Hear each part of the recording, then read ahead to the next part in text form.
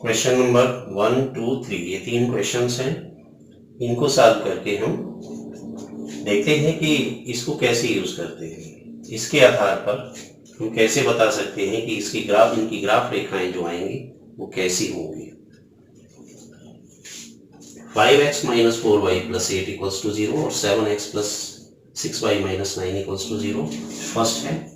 तो यहाँ देखिए फर्स्ट में a1 upon a2 equals to कितना आ रहा है मेरा 5/7, b1 by b2 equals to -4/6 that is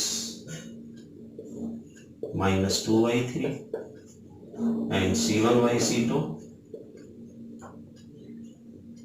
8y -9। तो यहाँ देखिए a1 by a2 और b1 by b2 इक्वल नहीं है, बराबर नहीं है। तो ये कंडीशन बन रही है यहाँ पर a1 upon a2 not equals to b1 upon b2। इसलिए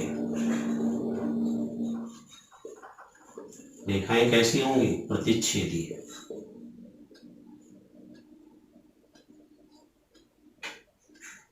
प्रतिच्छेदी यानी ग्राफ बनाएंगे तो वह कुछ इस तरह का आ जाएगा। ये रेखाएं एक पॉइंट पर प्रतिच्छेद करेंगी। मान लीजिए ए बी और सी डी रेखाएं हैं, तो इस तरह का ग्राफ आएगा। सेकेंड को देख लीजिए a1 by a2 equals to 9y18 that is 1/2, b1 by b2 equals to 3/6 which is equals to 1/2, c1 by c2 equals to 12/24 also 1/2। तो हमने देखा a1 by a2, b1 by b2, c1 by c2 तीनों equal हैं। तीनों equal होते हैं तो समीकरण निकाय संगत भी होता है और उसके अनंततः अनेक हल होते हैं। तो ऐसी स्थिति में जो ग्राफ आता है वो कैसा होता है? कोइंसिडेंट लाइंस होती हैं। तो ग्राफ रेखा इस तरह की बनेगी। ए और बी पॉइंट्स हैं मान लीजिए, और सी और डी पॉइंट्स भी इसी रेखा पे आ गए, तो ये कोइंसिडेंट हो गए। मान लिया पहले समीकरण के लिए ए और बी पॉइंट मिले थे, दूसरे के लिए सी और डी मिले थे, और जब हमने इनको मिलाया तो ये सब एक सीध में ही आ गए, एक ही रेखा के ऊपर आ गए। तो रेखाएं कैसी हो गई?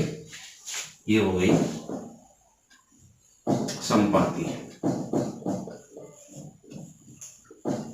समपाती रेखाएं प्राप्त होंगी। कब होंगी? जब तीनों का अनुपात सेम होगा। यानी इस समीकरण को देखकर हम ये बता सकते हैं कि इसका ग्राफ हमने अभी खींचा नहीं, खींचे तो कैसी रेखाएं मिलेंगी। ऐसे ही तीसरे क्वेश्चन को देखें तो a1 by a2 यहाँ पर कितना हो रहा है? 6/2। b1 by b2 कितना हो रहा है? -3 अपान -1, 3/1।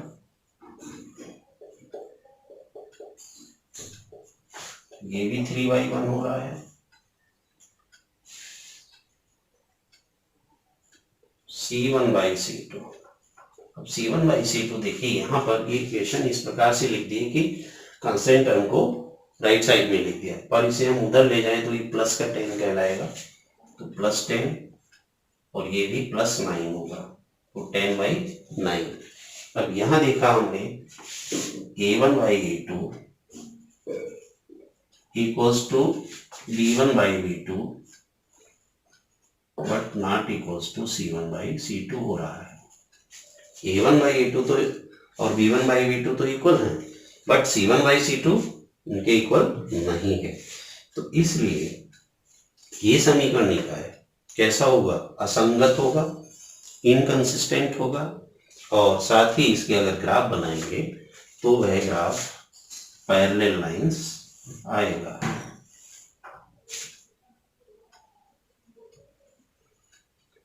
इस तरह की लाइंस आ जाएंगी ए बी और सी डी,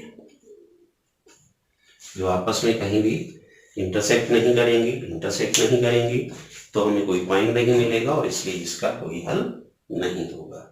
तो इस तरह से हमने ये सीखा कि ग्राफ कैसे कैसे बनते हैं। समीकरण निकाय के 3 तरह के ग्राफ होते हैं, प्रतिच्छेदी रेखाएं बनेगा, या समांतर रेखाएं बनेगा, या समपाती रेखाएं बनेगा। और साथ ही समीकरण को देखकर कैसे बताएंगे हम कि समीकरण निकाय संगत है या असंगत है। तो संगत होने की कंडीशन क्या हुई, a1/a2 not equals to b1/b2, या फिर a1/a2 equals to b1/b2 equals to c1/c2, यानी तीनों ही इक्वल हो, या फिर फर्स्ट और सेकेंड अनुपात इक्वल ना हो। तो ऐसे दोनों केसेस में संगत कहलाता है। और तीसरा केस है a1/a2 equals to b1/b2 but not equals to c1/c2, तो असंगत कहलाएगा। और असंगत होने पर समांतर रेखाएं बनती हैं, और संगत होने पर प्रतिच्छेदी या संपाती रेखाएं बनेंगी। तो आज का लेक्चर आपका समाप्त होता है। नेक्स्ट वीडियो में इससे आगे का फिर बताएंगे। I want to remind you कि समीकरण निकाय कब संगत और असंगत होता है, एक ही चार्ट टाइप से बना लीजिए। समीकरण युग a1x + b1y + c1 और a2x + b2y + c2 की प्रकृति।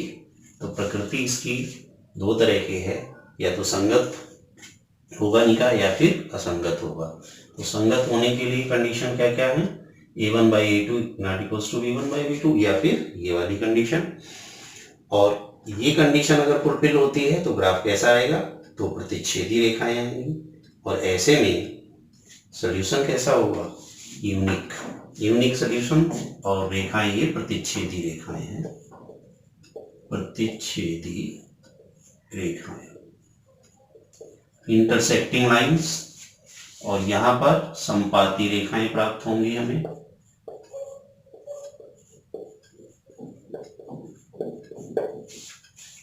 ये कोइंसिडेंट लाइंस।